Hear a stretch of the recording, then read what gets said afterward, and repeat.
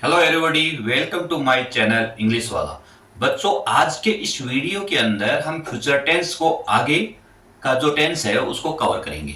देखो बच्चों, हमने फ्यूचर टेंस के दो टेंस पढ़ लिए थे, इंडेफिनेट और कॉन्टिन्यूअस टेंस। आज के इस वीडियो के अंदर हम फ्यूचर परफेक्ट टेंस के बारे में बात करते हैं। चलो तो इसके बारे में हम पढ़ते हैं। देखो बच्चों, फ्यूचर परफेक्ट टेंस, आप परफेक्ट टेंस से ये आइडेंटिफाई कर सकते हो कि परफेक्ट टेंस के अंदर कोई भी जो वर्क है वो इनकम्प्लीट नहीं होता है। वो वर्क क्या होता है? कंप्लीट कर चुका होता है। इस टेंस के अंदर कोई भी जो वर्क है वो पूरा हो चुका होता है। अब इसको थोड़ा सा एक्सप्लेन कर देते हैं। This is a verb tense used for an action that will be completed before some other point in the future. यानी फ्यूचर यानी आने वाले समय के अकॉर्डिंग है, उससे पहले कि वो कार्य है वो कंप्लीट हो चुका होता है। और ये टेंस क्या करता है? This tense is talking about an action. ये टेंस है उस एक्शन के बारे में बात करता है कि that will be completed between now and some point in the future. यानी वह अब और आगे आने वाले समय के बीच में है, वो कार्य है वो कंप्लीट हो चुका है। इस टेंस के बारे में ये हमें फ्यूचर परफेक्ट टेंस से बताता है। देखो बच्चों, जैसे मैं कहूं कि मैं मेरा वर्क है वो कर चुका हूंगा, है ना? इस टाइप से हम एग्जांपल लेंगे। देखो आगे, देखो इस बच्चों इस टेंस के अंदर हेल्पिंग वर्ब होते हैं। क्या होते हैं? विल, हैव और शैल हैव। और बच्चों आपको पता है हैव आते ही हमेशा वर्ब के थर्ड फॉर्म का यूज किया जाता है। यहां देखो बच्चों, आई और वी के साथ में शैल हैव और अदर्स के साथ में किसका यूज होगा? Will have. और बच्चों यदि मैं मेन वर्ब की बात करूं तो परफेक्ट टेंस के अंदर हमेशा वर्ब की थर्ड फॉर्म का यूज किया जाता है। यदि टाइम्स ऑफ एडवर्ब की यदि हम बात करें तो इस टेंस के अंदर बच्चों बाई आता है। बाई तो वैसे पेशिव वॉइस का भी आता है, बट उस पेशिव वॉइस में क्या होता है? बाई के साथ में ऑब्जेक्ट आता है। बट यहां क्या आएगा? फ्यूचर टाइम आएगा। पेशिव वॉइस वाले सेंटेंस है वो हम अगले वीडियो के अंदर देखते हैं। यहां क्या है बच्चों? देखो बाई के साथ भी फ्यूचर टाइम आता है, तो बाई के साथ में यदि फ्यूचर टाइम आ गया तो we can say that tense is related to future perfect tense. Okay. Second, इसकी एक कंडीशन ये होती है कि यदि बिफोर का यूज हुआ है, क्या हुआ हो? बिफोर का यूज हुआ है तो उसके एक साइड के अंदर क्या आएगा? Present simple tense. तो एक साइड में, अदर साइड के अंदर फ्यूचर कंटिन्यूअस टेंस का यूज होता है। देखो यहां पर जैसे यदि मैं कहूं कि एक एग्जांपल लिखूं, है ना, सूर्यास्त या सूर्य के अस्त होने से पहले पहले वे मैच खेल चुके होंगे।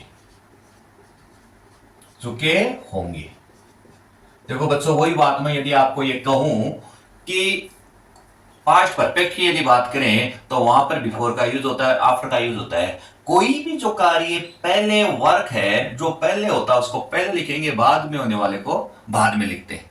ये तो पता है ना? तो यहां पे मैंने लिखा है कि सूर्यास्त के अस्त होने से पहले मैच खेल चुके थे, है ना?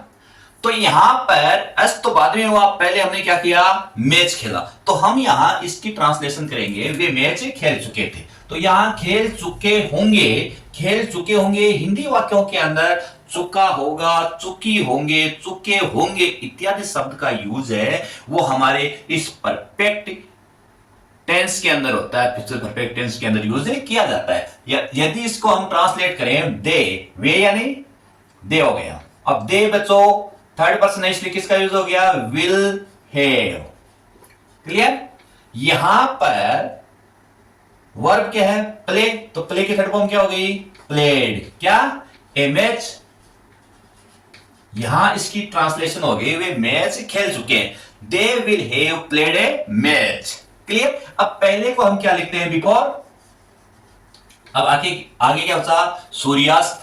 सूर्य के अस्त हुआ तो सूर्य के लिए हमने क्या लिखा? The sun.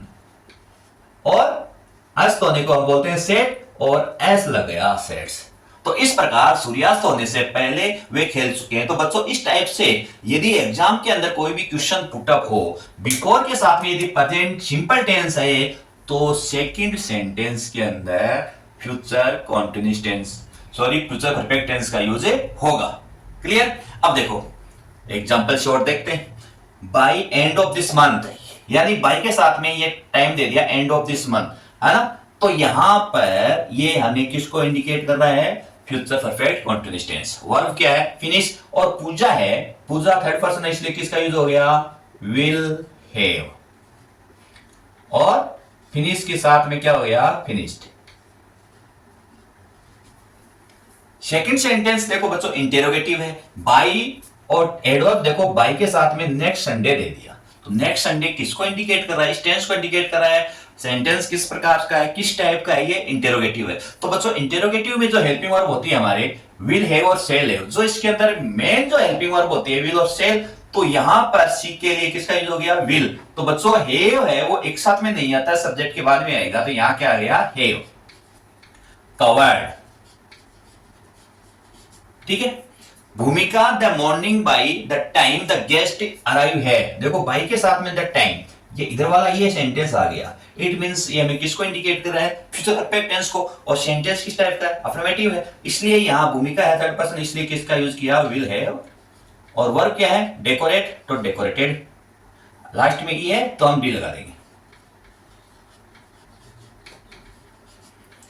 He not learned his lessons before you come, वही बात है, यहां बिफोर आ गया, बिफोर के साथ में क्या आ गया, यू कम, तो यू प्लूरल है, और कम क्या है, वर्ब की फर्स्ट फॉर्म, तो future sorry present simple tense आ गया, तो यहां किसका यूज हो गया, विल। नॉट नेगेटिव है तो विल के बाद में नॉट का यूज होगा, और हैव। लर्न के थर्ड फॉर्म क्या हो गई, लर्न। तो इस टाइप से इसके सेंटेंस है जो फिल इन द ब्लैंक्स है, या हम ये सब कहें कि जो correct form of the verb exam के अंदर है वो इस टेंस के इस टाइप से पूछे जाते हैं। तो बच्चों मैं आपको ये बताऊं कि फ्यूचर परफेक्ट टेंस के एक्सरसाइज के अंदर यदि कॉम्पिटिटिव एग्जाम या बोर्ड की एग्जाम होते हैं तो इस टाइप से क्वेश्चन आते हैं, और फ्यूचर के आते भी हैं, ठीक है। तो आज के वीडियो के अंदर है हमने जो फ्यूचर परफेक्ट जो टेंस है उसके बारे में हमने जैसे स्टडी की है कि कहां पर किसका यूज हो, कहां पर विल और सेल का यूज हो, और किस टाइप से एग्जाम के अंदर है वो क्वेश्चन पूछे जाते हैं। बच्चों आज के इस वीडियो के अंदर हम इतना ही, और अगले नेक्स्ट वीडियो के अंदर हम जो फ्यूचर परफेक्ट कंटीन्यूअस टेंस के बारे में स्टडी करेंगे। बच्चों आज का वीडियो कैसे लगा, इसके लिए आपको आज का जो वीडियो देख के इसको लाइक और कमेंट्स है वो निश्चित करना। ओके बच्चों, थैंक्स।